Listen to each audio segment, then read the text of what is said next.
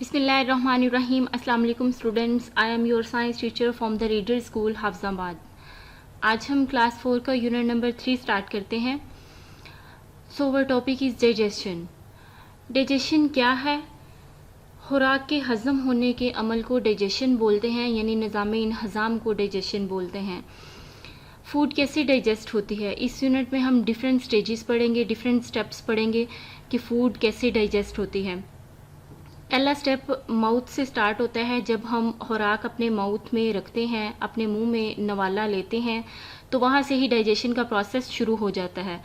हमारे जो टीथ हैं वो फूड को ग्राइंड करते हैं।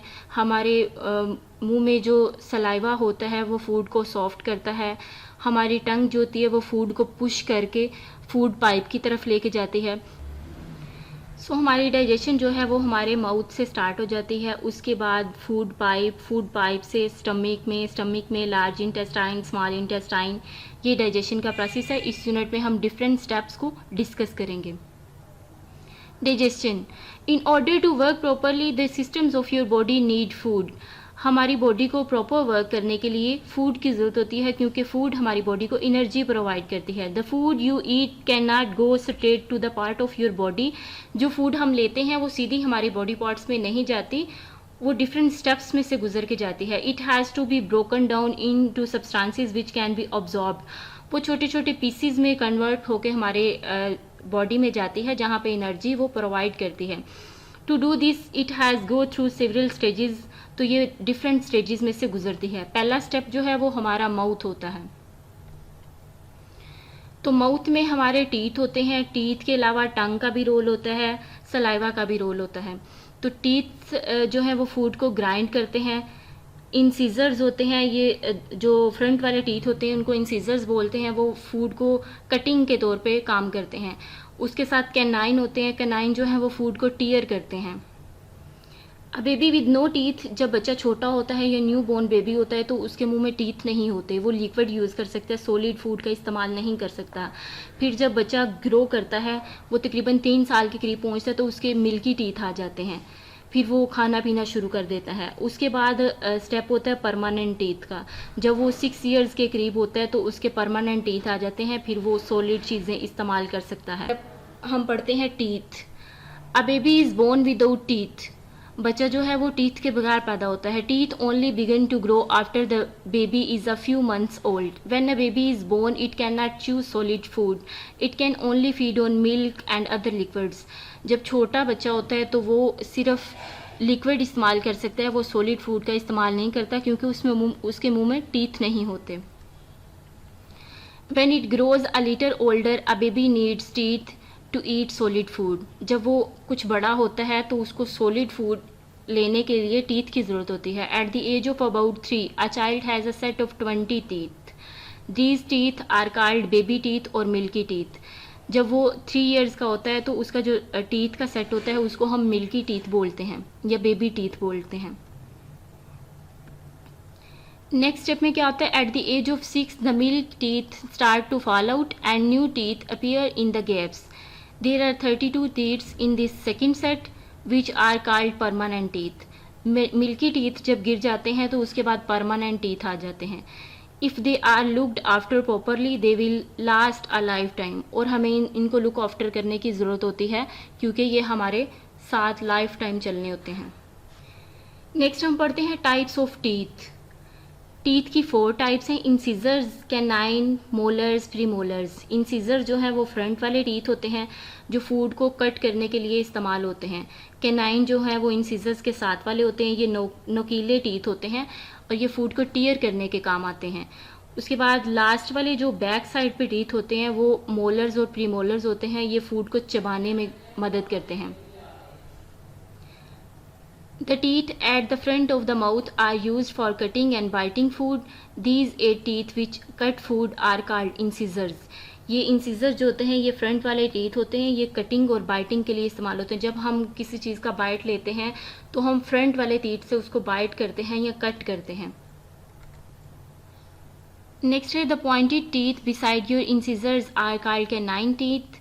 इंसिजर्स के साथ कैनाइन टीथ होते हैं because these teeth are pointed and also sharp, they help to tear food, ये नुकीले होते हैं और तेज़ होते हैं, फूड को टीयर करने में काम आते हैं। देयर आर 4 कैनाइन, 4 होते हैं कैनाइन्स, 2 इन ईच जा, एक जबड़े में 2 होते हैं। The bigger flatter teeth at the back of the mouth are called molars and premolars, mouth के बैक साइड पे जो टीथ होते हैं उनको मोलर्स या प्रीमोलर्स बोलते हैं। These are use to grind and chew food, ये फूड को चबाने में और पीसने में इस्तेमाल होते हैं। They are the toughest teeth. Next है लुकिंग आफ्टर योर टीथ, हमें अपने टीथ को कैसे लुक आफ्टर करना चाहिए। हमारे जो डाइजेशन का प्रोसेस है उसमें माउथ से स्टार्ट होता है, यानी उसमें टीथ का भी रोल होता है, इसलिए टीथ को लुक आफ्टर करना भी हमारे लिए ज़रूरी होता है। If you look after your teeth properly, they will last a long time. When you eat, small bits of food can get stuck between your teeth. जब हम छोटे छोटे पीसेस लेते हैं फूड के तो वो हमारे दांतों के अंदर रहते हैं, हमें उनको साफ़ करना, दांतों को साफ़ करना, उनको निकालना ज़रूरी होता है। The bits can be cleaned away by using a tooth brush, toothpaste and water, हमें टूथपेस्ट का इस्तेमाल करना चाहिए, टूथ ब्रश का इस्तेमाल करना चाहिए, पानी का इस्तेमाल करना चाहिए कुल्ली करने के लिए। Some people use a neem twig और टूथ पाउडर, कुछ लोग जो हैं वो टूथ पाउडर इस्तेमाल करते हैं या मसवाक का भी इस्तेमाल करते हैं। Sometimes the teeth get covered with a thin sticky layer of germs, this is called plaque. बाजुकात ऐसा होता है कि टीथ पे एक लेयर जम जाती है जिसको प्लाक बोलते हैं, ब्लैक कलर की वो स्टिकी लेयर होती है, वो टीथ को डिके करती है। Most people have germs in their mouth, germs are very difficult to see because they are so small. बाजुकात मुंह में जर्म्स होते हैं लेकिन वो इतने छोटे होते हैं हमें नज़र नहीं आते, तो वो प्लाक का बाइस बनते हैं। You must brush your teeth carefully to get rid of plaque, तो केयरफुली ब्रश करना चाहिए प्लाक से बचने के लिए। Teeth decay due to eating sugary foods, बहुत ज़्यादा मीठा खाने से भी टीथ डिके होते हैं। Sugar and plaque together form an acid, जब शुगर और प्लाक दोनों मिलती हैं तो वो एक एसिड बनता है। Acid can make small holes in the animal that covers the teeth, और उसकी वजह से छोटे छोटे होल बन जाते हैं teeth. When germs enter the holes the teeth begin to rot और decay, this can cause pain, जब होल्स में जर्म्स एंटर होते हैं तो वो मज़ीद ख़राब हो जाते हैं और वो पेन का बाइस बनते हैं। The only way to stop decay is to visit a dentist, फिर सिर्फ एक ही तरीका होता है, एक ही सोल्यूशन होता है पेन से बचने के लिए, to visit a dentist. A dentist will fill the holes with fillings, तो डेंटिस्ट जो है वो होल्स को फिल कर देते हैं फिलिंग्स के साथ। Answer this question. नेक्स्ट हमारे कुछ क्वेश्चन आंसर्स हैं आज के टॉपिक से related. Question number 1, name 4 types of teeth, molar, premolars, incisors, canine, ये जो हमने अपने टॉपिक में पढ़ी हैं 4 टाइप्स है टीथ की, molars, premolars, incisors and canine.